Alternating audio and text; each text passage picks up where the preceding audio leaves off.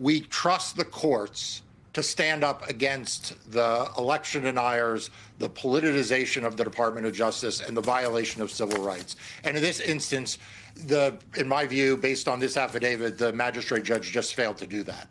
I mean, what this affidavit that supports the search warrant contains is frankly just repackaged lies from 2020.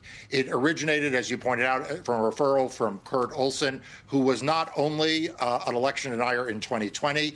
My law firm actually went up against him in 2022 when he represented Kerry Lake in trying to overturn a free and fair election for governor in that state.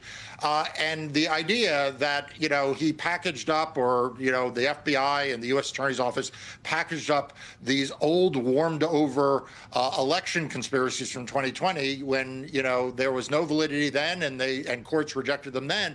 And now, they were approved to not just allow, a subpoena issue, but to allow a raid on an election office is an absolute disgrace. But even worse than that, it is a threat to free and fair elections in 2026. If this is going to be the standard, if this is going to be how judges give the benefit of the doubt to this Department of Justice after everything we've seen, we are in for a rocky 2026, and we all need to steel our spines for it. Mark, what stood out to me was the justification, or frankly the basis of which the government used, provided to this magistrate judge.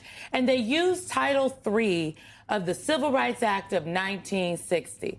And when I saw that, I was like, well, hold on here.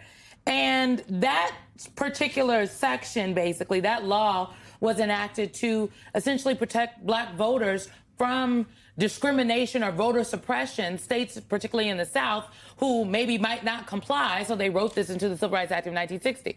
Well, the government, present day, is now using that as the basis, not only for this, but for many of their suits across the country, and many of which that you've beaten them back on, to ask for the voting records and the voter data from all of these different states. They're using the Civil Rights Act to enact their agenda.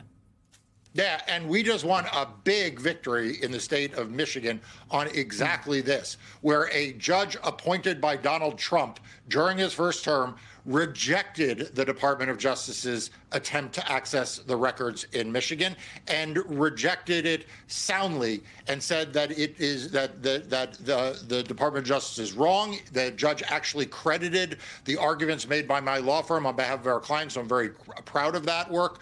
But the Department of Justice is over right now. Like, they have lost in Georgia, they've lost in Michigan, they've lost in California, they've lost in Oregon. But here's the thing.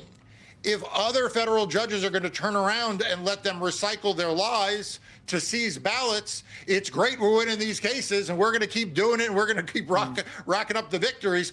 But, man, we need federal judges to put on their common sense hat, everyone, and recognize that when they come in with a bunch of election deniers telling the same old lies, that's not probable cause. That's something to watch out for. That is the point.